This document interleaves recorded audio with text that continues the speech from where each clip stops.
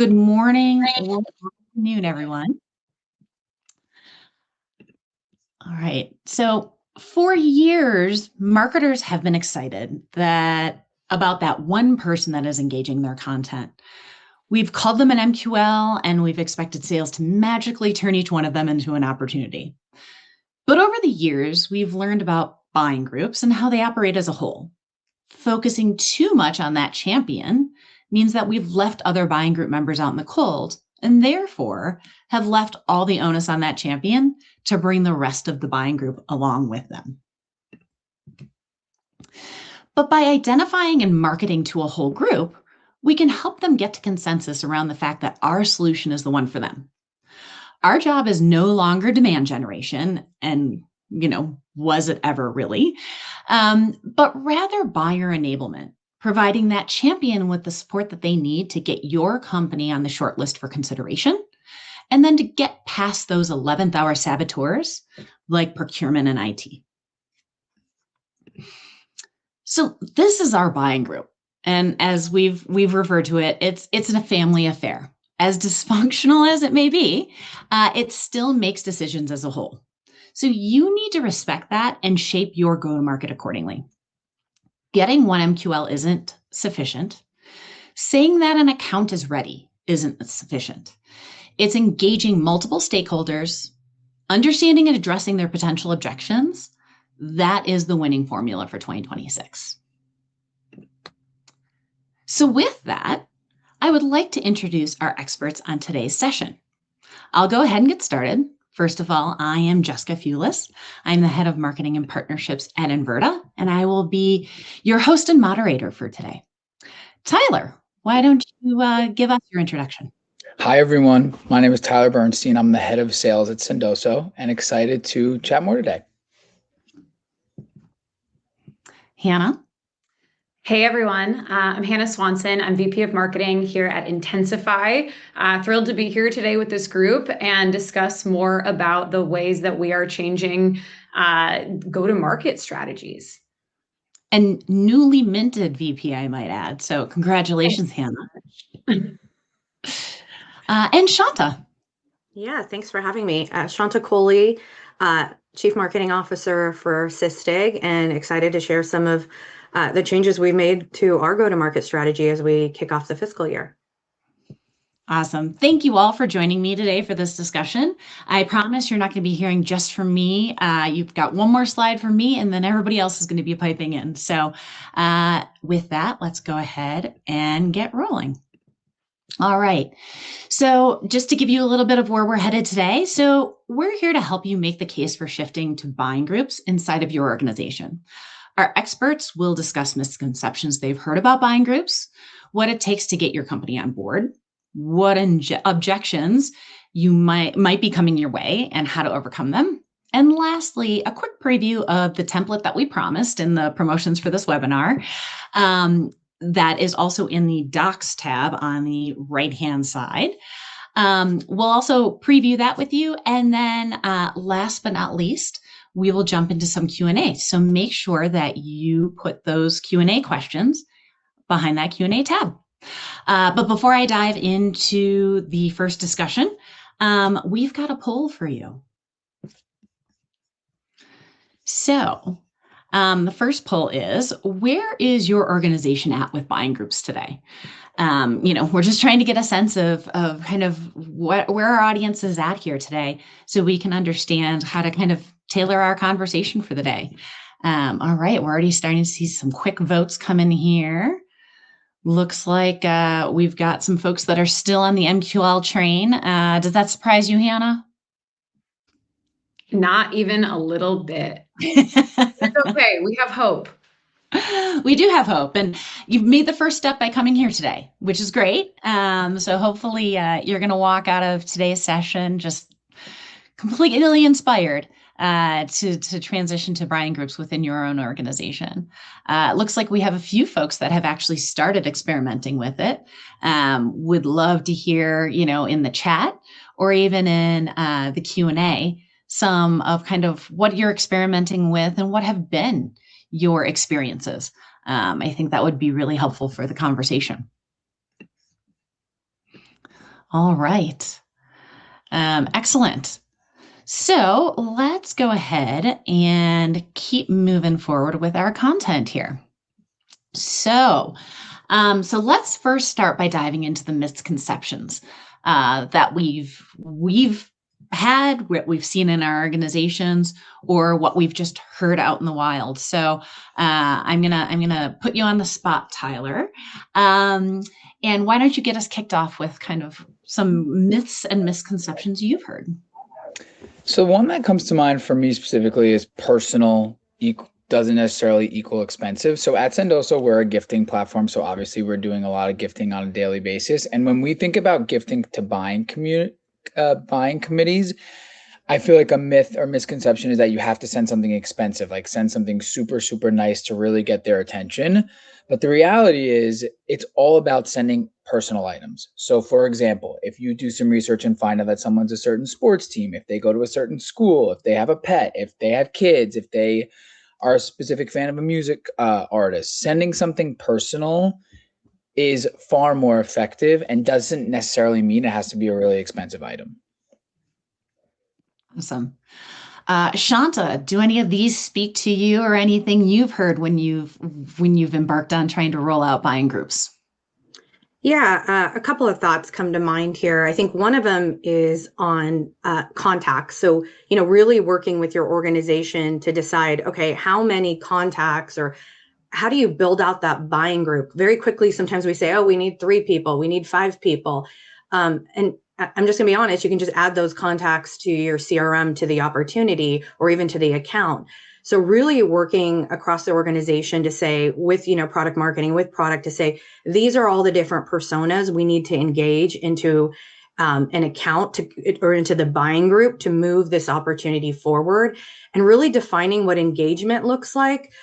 It's not an email click. Is it a form fill for you? Is it a meeting for you? Really making sure you got that definition aligned to what a buying group is and what engagement looks like. The other thing I'll say around personalization really quickly is a lot of times we think, okay, buying group, okay, this is an account. Hopefully this is an account that is engaging with us at some level. It's going to be really expensive. But I think with some of the platforms you have here, whether it's, your ABM platform, whether it's LinkedIn or whatever, it's not as expensive as you think to engage an account when they're in a buying cycle and to broaden that account. Yeah, I love a couple things you said there, Shanta. So one was around the personas or the people or the individuals and getting them into your CRM. A lot of people are like, yeah, we've got the buying group in our CRM, so we're doing buying group marketing. And as I think we go through here, you'll see that getting those individuals into your CRM is step number 1, but there's so much more that goes into it than just having them in your CRM. I think the other one for me that really hits home is I've seen a lot of talk online that like ABM is dead and now we're moving to buying groups. And I just want to put it out there that I feel like ABM is enhanced by buying groups. I don't think buying groups does away with ABM. And that could be a whole nother webinar. Maybe Hannah and I'll do one, but is really talking about the evolution kind of over the course of the last 20 years of marketing and really how we got to ABM, the role of buying groups, and really how the discipline of ABM can actually inform your overall demand strategy and how it should inform your overall demand strategy. But buying groups doesn't replace it. It just really enhances it and makes it even more effective. All right. So, Jess, I think buying group marketing is such a natural progression of account-based marketing. I think that is step 1. You have to get a handle of who you want to speak to from an account level. And then it has to be, okay, who within that account actually matters. And back to that comment about, it doesn't have to be expensive. It actually should be more efficient because you're narrowing, if you're selling into the enterprise, like so many of us are, that is a massive pool of contacts that you're gathering and speaking to, and a huge amount of reach for your programs that you have to accommodate. If you can narrow it down to your buying groups, that makes your budget for your programs go so much farther.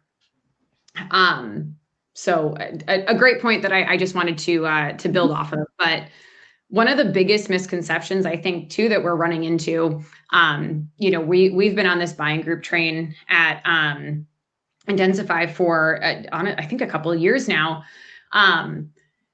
The biggest problem we're running into is that some marketing teams are thinking that marketing to a buying group or completely shifting the strategy means having to rebuild everything, abandoning the tactics that they know and love, and potentially rebuilding a tech stack. You don't have to do that. You don't have to reinvest in any new tools. If anything, I think it's smart to invest in data. And I know that sounds biased, but I promise it is completely legitimate, and I feel it in my soul. Invest in buying group intent data. It really does move the needle. But you can use all the tools that you currently have. You don't have to rebuild anything. It's about shifting that mindset from volume-based metrics and always chasing a lead to confirming and developing the interest of a group of people. And your metrics will change. It's just, this is the ultimate move from MQL to that like MQA or MQBG, whatever you want to call it. It doesn't mean like your lead gen programs go away. It just means that we are moving away from looking at an MQL as the end all be all success metric. Love that. Great. With that, I will actually take us forward. And this is not just me saying this, right? There is research here. But it is always, this shift, it's always met with some resistance, because change is hard, obviously. But it comes from those handfuls of myths, right? And we have to dispel these myths, or else it's never going to change. And our whole go-to-market strategy, I fully believe, is at risk if we don't level up. And that's because the way that buyers buy, it's changing. If you think about it, anybody on this call, when was the last time you went to a vendor website, perused their resource library, filled out a form to download a piece of content, to learn about something, and after you read that content, you said, maybe I will consider buying this thing? Probably a few years, if not ever. Now we're scrolling on LinkedIn. We're looking for hot takes on what people are saying and what they're using for new tools.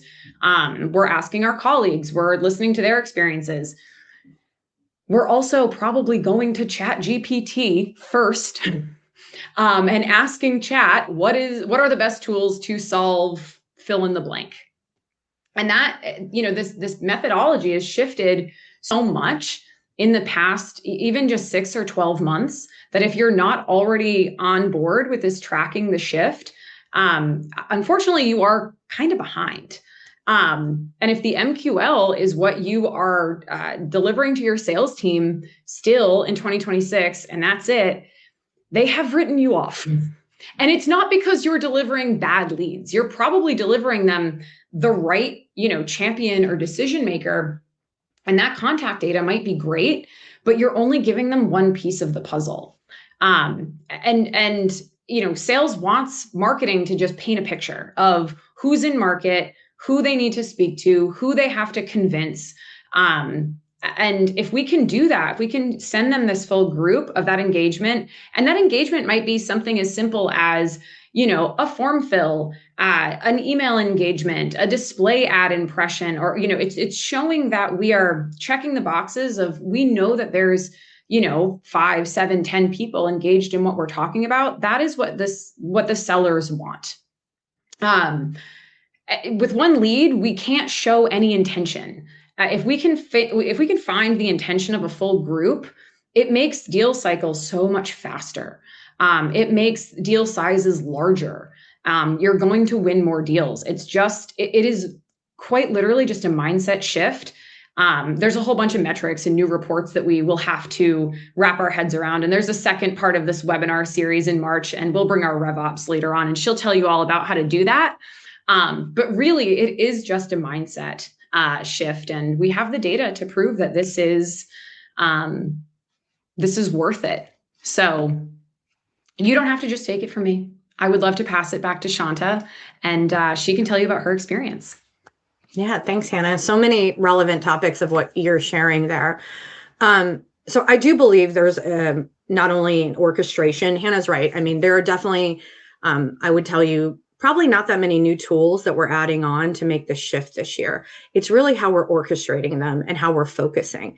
But I would tell you that this isn't just a marketing change, right? If I change my systems and my organization to shift on buying groups, I'm going to fail without the CRO office that's stepping in, aligning with you. So again, it is not a marketing shift that needs to be made. If you do not have a CRO that steps in and says, hey, yes, it's all about the buying group, and I'm not going to push for volume, because if you go and look at your volume metrics, you can create all these MQLs. But if the conversion rate is not there, if your conversion rate's still like under 3% or whatever that is, you're still talking leads. And your sales organization, when do they talk to you about leads? They really talk to you about accounts. And so that's when you can start to change the language of how you're working with your sales organization, excuse me. But ultimately, if the organization doesn't shift, you will be back at leads and activity metrics very quickly, because why? It's what people know. And so they know volume. And so that's something that when something is new, they default back to it. So it's going to be really important to bring that all the way through your plans. And so, for example, I'll say here, we started creating territory and account plans. And so account plans, they need to have, what does the buying group look like? How do we not have handoffs? How do you create a new sales structure for the team? So we're not just focusing on lead follow-up. And here at Sysdig, we have something called the pod. So if you think about a BDR working with the FMM, working with the AE, the SE, growth marketing, that's all the pod that's looking to activate the buying group. Once you get in a signal, oh, this is an account that we should engage in, great. How can that pod work together? Because some of it might be on growth, where we're orchestrating with platforms. Some of it is on the BDR, leveraging the tools you've got there. And some of it is on the AEs and how they might be going high in those accounts. So I think that's really important. I think the other thing is compensation.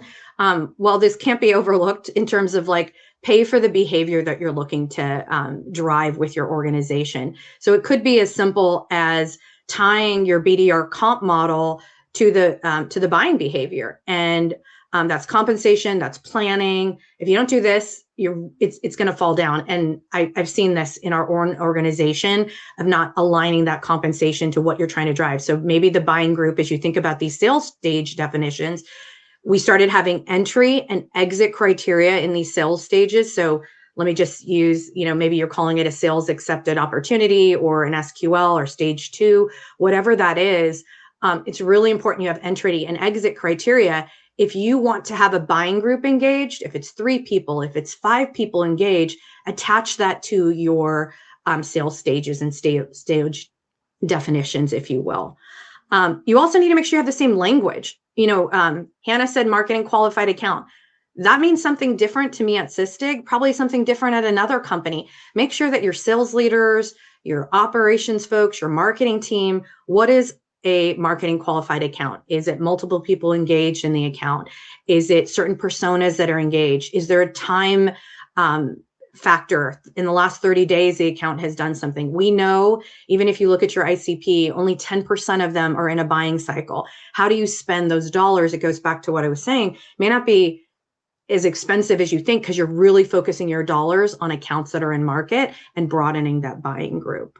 So Shanta, quick yeah. question for you. So what you're saying is we should be talking to and agreeing with our salespeople? Is that, am I hearing you right here? Well, we yeah, should have been doing all along, right? I mean, absolutely. Otherwise, I don't know. I mean, I'll be honest. So I've been here at Sysdig 5 years. It's not that, we have been talking about marketing qualified accounts for 5 years. But the honest truth, Jessica, is unless you do not have sales buy-in to drive a quality metric versus a volume metric, you're going to be on that hamster wheel forever. So you have to work with sales to make some of these big changes.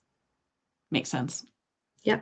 I guess the last thing I would say here is also, as a CMO, whether you've got victory plans, whether you have OKRs, your team needs to see that on the plan. So that's, deal execution discipline, that's performance, that's inspection, that's metrics all the way through field marketing, growth marketing, BDRs that show that you're wanting to make this change. So if you continue to have MQLs or stage 2 opportunities. Believe me, I still have stage 2 opportunities on our victory plan, but we're starting to have an MQA conversion.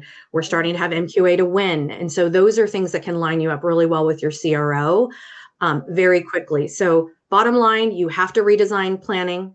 Goes into what Hannah was saying. It is at risk. So you need to work with your CRO and your organization, redesign the planning, redesign the comp, measurement and inspection. Otherwise, you're going to quickly revert back to MQLs and volume activity. Awesome. Well, thank you. That spoken from, a true warrior who's been through this a few times and has, I'm sure it hasn't been a straight line to success. I'm sure there's been some bumps in the roads and those sorts of things. So thank you for sharing all those insights with us, Shanta. So now, Tyler, let's hear from the sales side. Obviously, Shanta's coming at it from the CMO side, but let's hear about it from sales leadership side. What has been your experience around buying groups? Yeah, well, the good news, Shanta, is that sales is definitely bought into everything that you're saying. And sort of through my reality and experience, we're really seeing this come to light and fruition. So essentially, historically, as a company, when we talk about enterprise type accounts, we would be talking about buyer groups. We would be talking, okay, who in this account, which people in this account do we need to get in touch with and get involved to move the account along? Kind of flashback over the past 2 to 3 years, we've really started noticing a shift. Our SMB mid-market size companies were stalling. They were taking a lot longer to close. They were going with competitors. So we dug in to try to understand why. And the results were the deals that had one person involved were the ones that I was just mentioning. Whereas if there were 4+ people involved in a sales cycle, it was 3x more likely to close. So we know now from our experience that the more people involved, these buying committees in these accounts, the account is far more likely to close and be successful with us as a customer as well on that side of the house. So essentially, like I was mentioning in the beginning, historically enterprise, we would be sort of mapping out the account. Now we do this with SMB and mid-market level accounts. We know we have to get at least those 4 people involved. So from the start, from prospecting efforts, we're doing this with pretty much all of our sized accounts to understand, okay, this is our champion and these are the other people that we need to bring in to sort of move the deal along. And I think what's really nice about this is as we kind of go through, it's allowing us to not rely on one person to sort of get the actions that we need to take place. We can go to the marketing team, we can go to the sales team, the HR team, the customer success team, and have everyone on the same page, which kind of leads into the next point, which is multithreading. So multithreading has become one of the most important things that we do here at Sendoso, and it kind of goes along with what I was just saying. We know we need to involve an entire buying committee into a sales cycle. People are not making decisions on their own anymore. They're doing it in groups. It's usually people across multiple different departments on various teams. And it's really, really important to get those people all involved. So in an ideal world, your champion is looping in the correct people, and that definitely does happen. But a lot of the time, it's actually on us to help the champion see that more people do need to be involved. So again, in like the ideal world, the champion's looping in all the people that we want to chat through, but realistically, we're finding that we're having to multi-thread into the account, and we do this in multiple different ways, which I can talk more about, to get those additional stakeholders on board and that full committee on board. So I think one of the ways, and I really like what Hannah and Jessica and Shanta have been saying so far. We do this too by kind of matching that on our end. So something that's pretty unique from the Sendoso sales side is we involve, our CEO, CFO to help us multi-thread into accounts because we know that it's a committee of people that we're buying into. So we as sellers are kind of forming a committee on our side to help match that. The next part of it is persona based. So as I mentioned, there are always different types of people involved in the sales cycle. So we have content created for each sort of different persona that's being involved. It's not just for one person anymore. We have all different content that's relevant to all of the buying committee that's involved because we know that there are several people from several different departments that are influencing the deal. And the goal is to get everyone on the same page. So we have content for people across multiple different industries. And then in terms of AI personalization, we now use AI and call transcripts to create custom one-pagers. And the idea behind that is that we're making it as easy for these committees as possible to solve their problems and to sort of showcase this internally.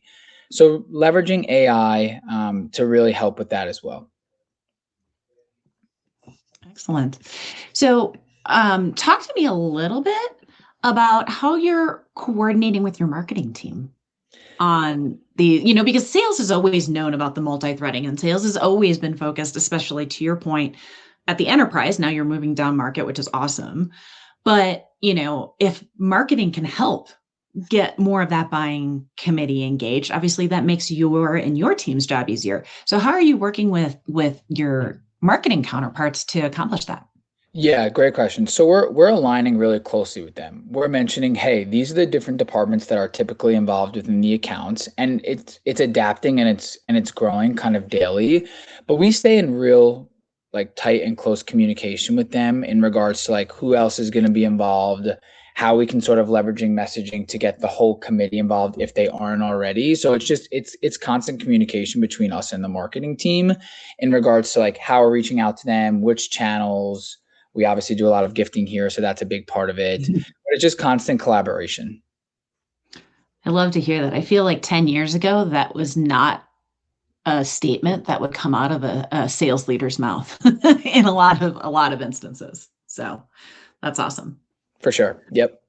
Excellent. Well, thank you, Shanta and Tyler, for both sharing those. They're going to come back with more anecdotes and conversation throughout here. But let me move the conversation forward to a little bit talking about what makes truly marketing to buying groups different than what most marketing teams are doing today.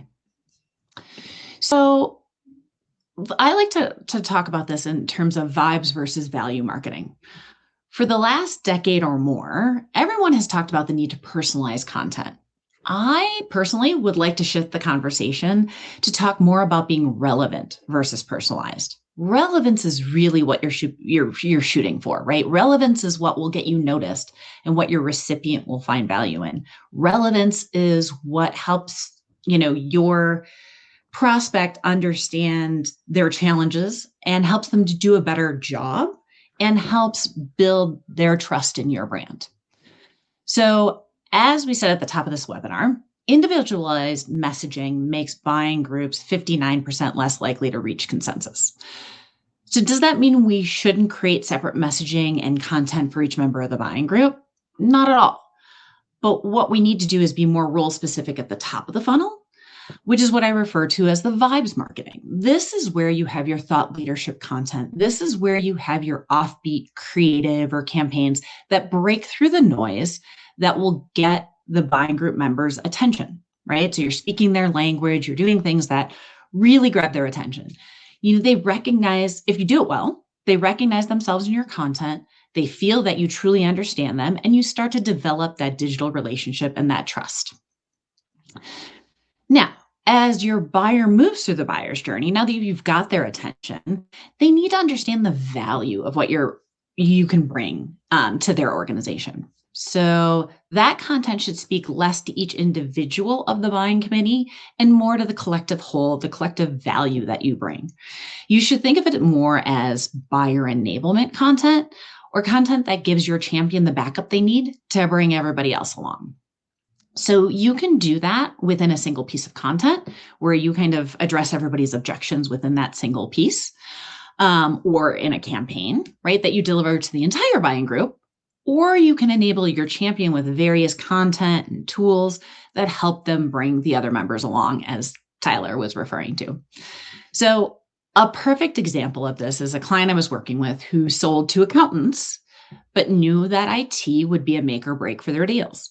So as part of their campaign, they would provide the accountant. They wouldn't necessarily try and speak directly to IT, but what they would do is they would provide their accountant with a security checklist that they could then share with their IT counterpart.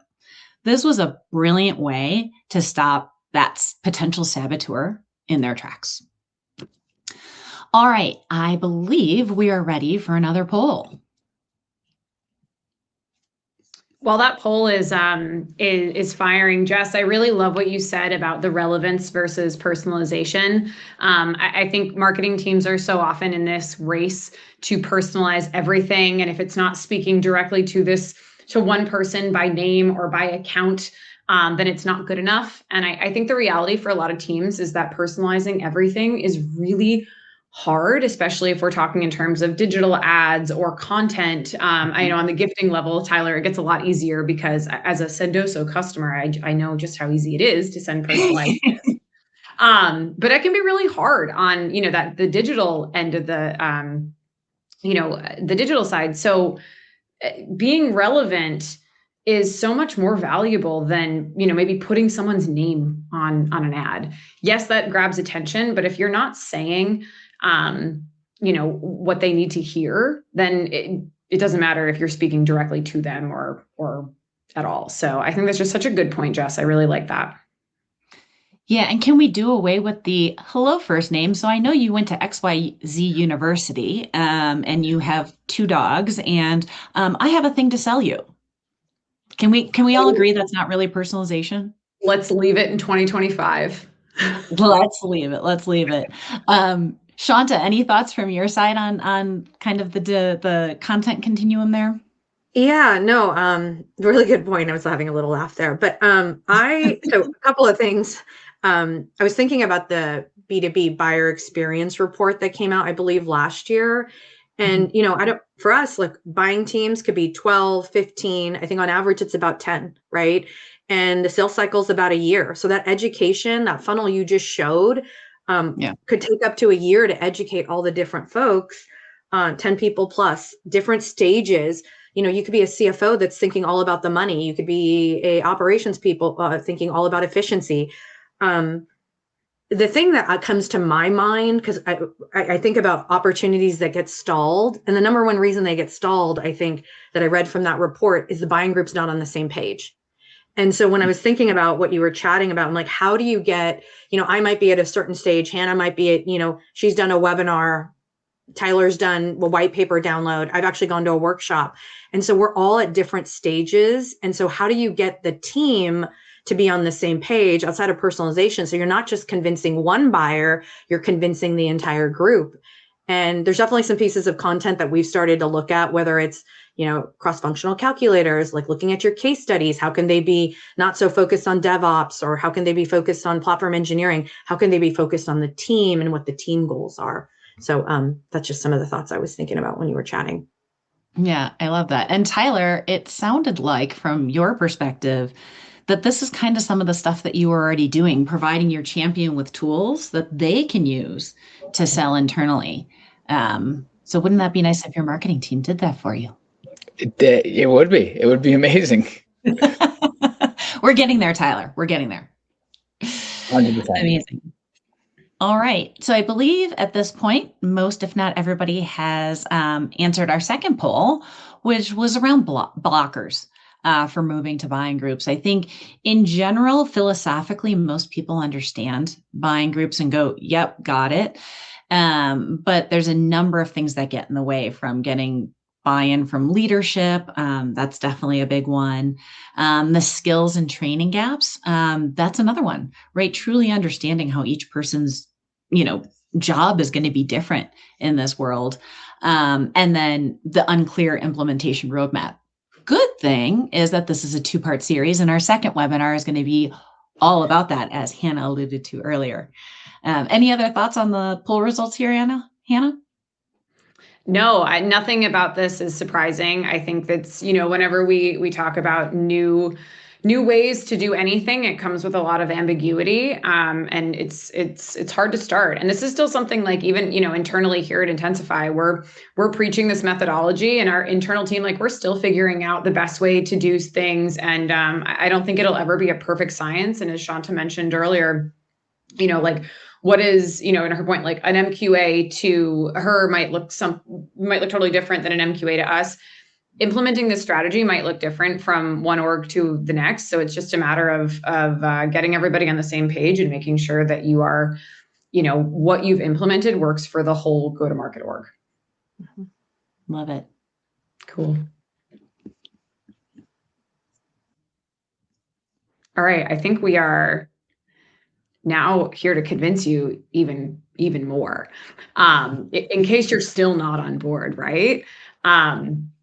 We grabbed a couple of quotes from Shanta and Tyler when we were talking through what we wanted to say on this webinar, and there's a couple that really stuck out. So Shanta, if you want to take me through this point about your conversion rates and how they're becoming higher, tell me more. Yeah, so it kind of builds on what Tyler was saying. Like so again, an MQL for us was a lead. I converted Hannah. She took a meeting. She downloaded and moved through. But the reality is we started seeing that a lot of those opportunities were stalling. To Tyler's point, they're single threaded, and we know we needed to make a change. And so we went back and analyzed with our RevOps team all the different opportunities. We focus on the enterprise here, but different stages, conversion rates, win rates, all the way through. And what we noticed was the number 5. When we got these 5 different personas that we target engaged in an opportunity, we saw that, and that's early stage. Again, stage 2, stage 3, early stage for us. So kind of building the momentum, getting a formal project in place, getting them to POV was 3x higher.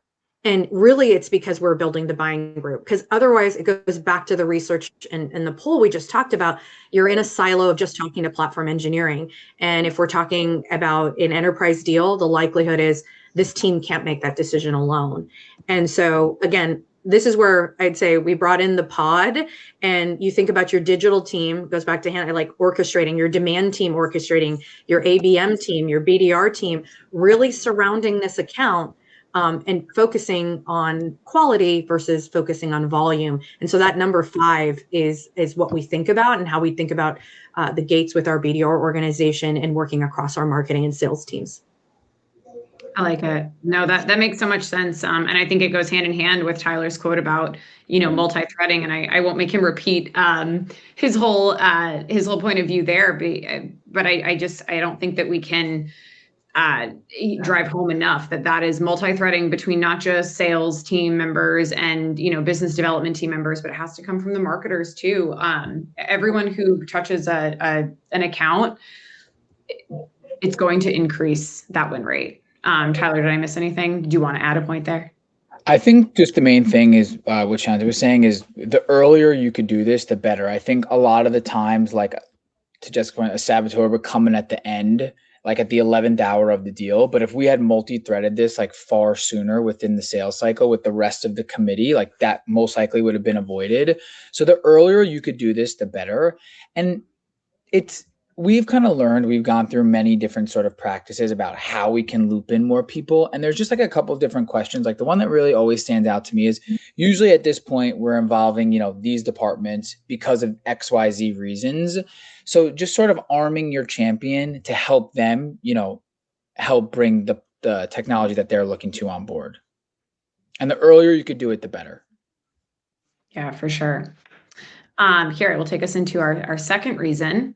And this is a lot of stats up on the screen, but they really they drive home what we're saying here is, right? Like this from Gartner, our deals are smaller and slower when there's only one member that's engaged. And the reason that is if you only have one person, and it might be your biggest fan, you're asking them to do all of that internal heavy lifting. And honestly, like they have a full-time job outside of buying whatever you're selling. So don't make it their problem to have to, build this business case by themselves. It's worth it to multi-thread in and, get multiple people in this buying group bought in. So that way, when they have this conversation with their boss or their IT team or whoever is involved in this purchase, that they can go, yep, no, I have heard of them. I know what you're talking about. Tell me why you think that we need it. And it makes the conversation so much faster. And the Forrester stat here reinforces that is when you have more people engaged, you're going to see an improvement in conversion rates and closed won deals. But some of my favorite ones are actually the ones on the second column here. And we've actually, Jess and I think we've referenced that first one in a past webinar. And it really resonates is that 81% of your buyers have already chosen a preferred vendor before they ever interact with you. That means like your job is it's not convincing your champion. They've already made up their mind. It's about engaging their team. And I just, it really resonates with me. I think, Jess, you had, when we first talked about that stat, we made a football analogy, and it was lost on me. It's something about getting them to the 10-yard line. I don't know. I don't know. We should probably steer away from sports moving forward. Sports analogies are not my forte. But metrics are. So if only, if only 3% of your buyers are going to fill out a form, you have no idea what is actually going on. But it makes sense that only 3%, because if 81% of them already know what they're going to buy from, the market, then they don't need to fill out a form unless they really can't get in touch with you and they have to fill out a demo request. Well, that's waiting. Sorry, Jessica. I love that stat of the only 3% fill out a form, because I can't tell you how many times my sales team comes to me and says, hey, so I was talking to this prospect. They said that they saw the article that you posted online. And it was forwarded to them by a peer of theirs. I mean, come on, Hannah. How do you track that? Exactly. No, it's just, if you're waiting on a form fill to check a box on an MQL, you're going to be waiting a long time. And that's just the reality. So yeah. And lastly here, just referencing back to Jessica's slide on the consensus content, tailoring messaging is key, but staying relevant is the winning ticket. All right. So I think our last reason to believe here, this is one of my favorite slides. And when we were prepping for this webinar and we were talking through this slide, something that Tyler said really stuck out to me. And I know I mentioned it earlier, but I just love it so much. I couldn't help myself. You said that, Tyler, you said that the bigger the buying group, the more, and the more they're engaged, the more pressure on procurement. Now, I will never endorse bullying, but if your internal champions can do a little bit of light bullying to move a deal along faster, then you're going to have an easier time getting it over the line. Because I can't tell you how many deals, we've lost at the 11th hour when everybody's on board except for procurement and they kill a deal. But if you have enough pressure, you can absolutely move it along. So it's so important to get everybody on board early and excited. But yeah, Shanta, Tyler, talk me through these quotes. I think the biggest thing is, instead of maybe just Hannah going to procurement, you have Shanta, Tyler, Jessica, and Hannah saying, hey, we need this tool. So the more voices that they're hearing, the more likely it's going to push it through, and it's going to push it through, to your point, Hannah, a lot faster. So we found basically companies of all sizes now have some sort of procurement process, and the more of a committee that we can get to go to them saying, hey, we need this tool, it far quicker to push it through. I like it. Shanta, anything you wanted to add here? Yeah. So, I mean, for me, I would say strong alignment with the CEO, CRO, CFO here, right? I mean, at the end of the day, you could generate a lot of early stage pipeline, a lot of leads, a lot of activity that doesn't convert into business metrics. And so ultimately, if you want to get off the volume piece, you start talking qualified accounts, and you take a metric. I mean, I know I talked about this, but you literally, I mean, I know marketing, we can't, sorry to say this to Tyler, we're not responsible for closed won business, but one thing that we can talk about is account velocity. And so, hey, if we're going to move to buying groups, if we're going to move to marketing qualified accounts that we know are in market, we're going to spend more money on those types of accounts, we're going to increase the win rate. And so if you look at your win rate, whatever that may be, but our goal was like, hey, we see that marketing qualified accounts to winning, so that account velocity is 15%, or you're increasing that by 15%. That's a metric that your CFO and your CRO can get behind, because it aligns to company goals. So not just, hey, leads or activities or things like that. So that's what I would say about kind of the marketing efficiency piece. You're not spending dollars on all sorts of accounts that just may not be in the buying cycle. I use this word with my team. It's the word pounce, or surround the accounts that are actually in these buying cycles. And so really focusing on them versus, maybe some of the accounts that are just really looking around. And so they can have, ungated content. And to Hannah's point, hardly anybody fills out forms, but if you start to look at your ABM platforms and which accounts are engaging, you can start to put your orchestration plans against those accounts. Awesome. I love that. Jess, I think I'll pass it back to you to take us home. All right. So we're going to do a real quick fire here. And I would love for everybody on our panel today to go through one objection you've heard when talking about buying groups. If everybody could keep their answers to like 30 seconds, because I know I want to leave some time for Q&A at the end, because we got a few questions that have come in. So, so Tyler, Shanta, Hannah, who wants to go first? I can go first. Oh, Tyler, go for it. What if this is a trend? Let's not overreact. We looked at the data, and this is definitely not a trend. This has been something that's going on for years. It is proven that there is a committee that is a part of pretty much every single deal. And if there isn't, it's most likely the deal is going to be closed lost. So I would just encourage you, if you are hearing this, to actually take a look at the data, because I think the results will be in the favor of the committee. Awesome. I like it. I actually just saw something in the chat come through. Lily wrote, but these aren't MQLs. That is, I feel it in my soul. And it is a fight. I'm still, I hear it all the time, and we're still fighting it over here, is that it's, well, what happens to the funnel? It just changes. It's not going away. It's not that we're still doing, when we shift to buying groups, we're still doing lead gen. It just, the outcomes look a little bit different. The way that we shape what we present to sales looks different.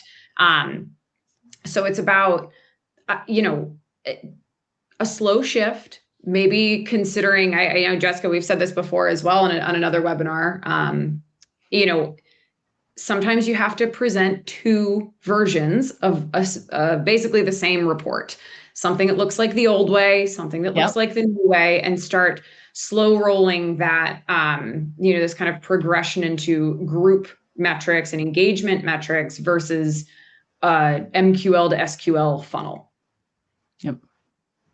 Shanta, what about you? What have you heard?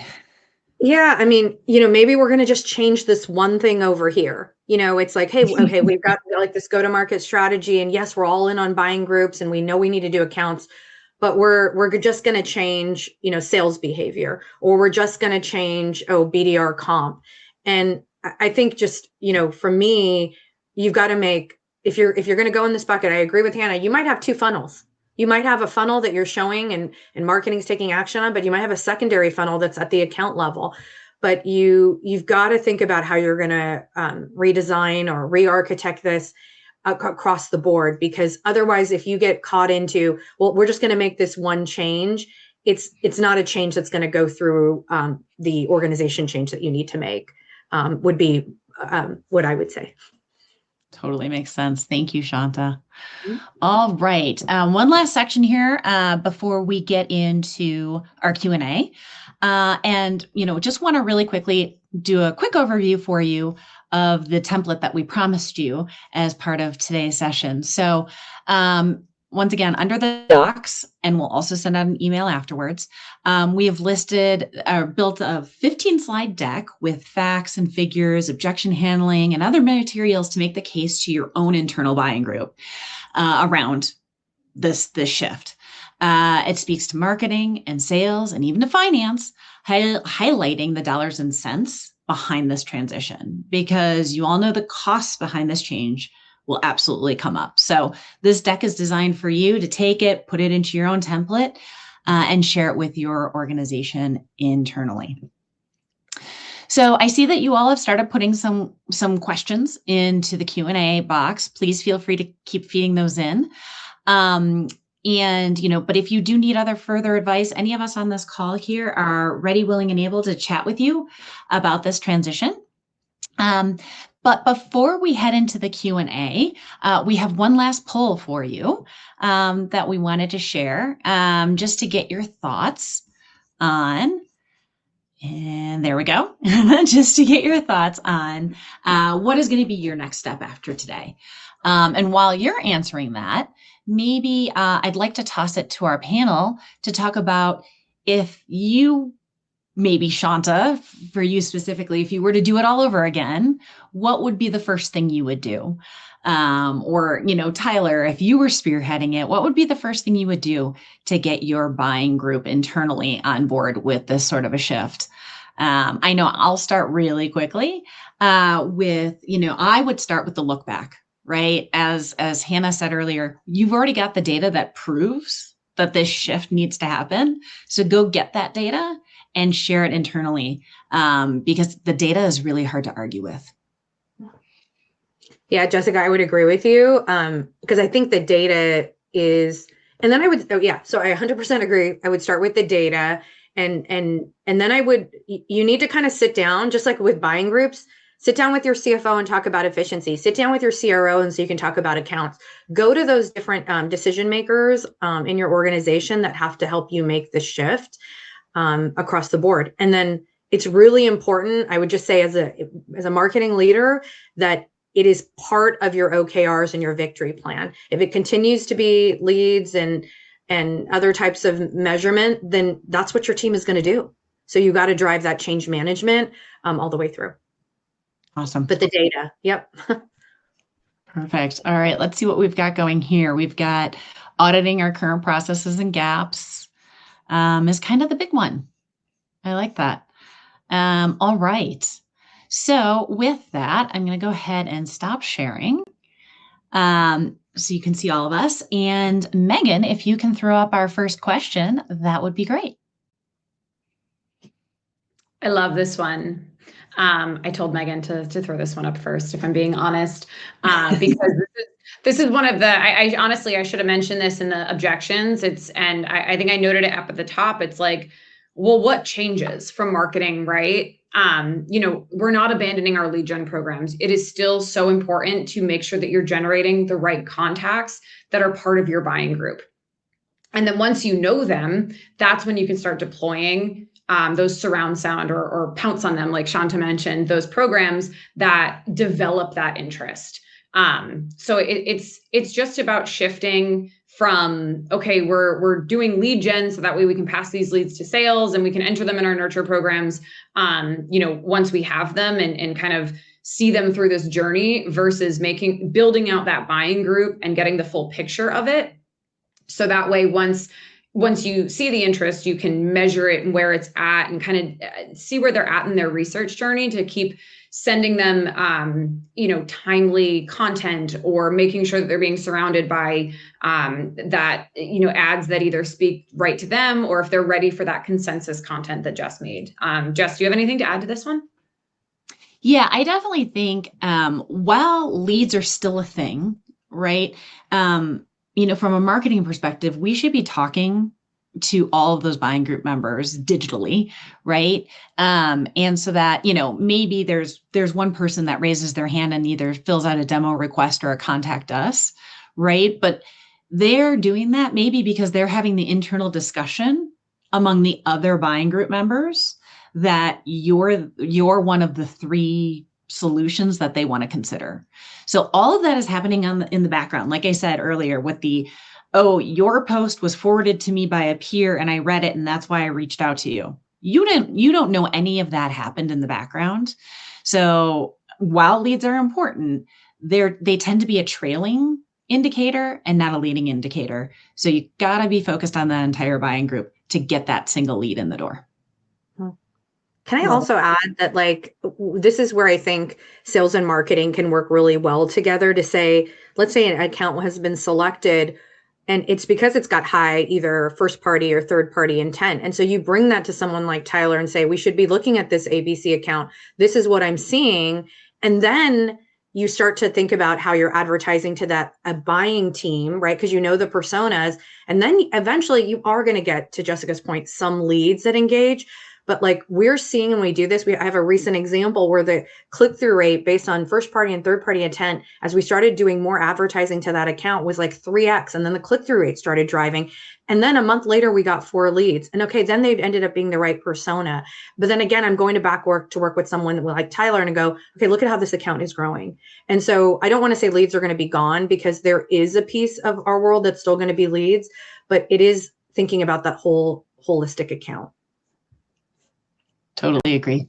Mhm. Awesome. Well, we're really coming up against time. Do we want to try and sneak one last question in, or should we offer up our LinkedIn profiles to allow people to reach out if they want to discover more? How do you guys feel? I mean, I think this group, we'd be hard pressed to answer one more question, quite honestly, in the time allotted before Goldcast shuts us off. So we should probably call it a day here, but we do have all the questions. We'll reach out with answers to those of you who have left additional questions, so you don't feel unheard. We hear you.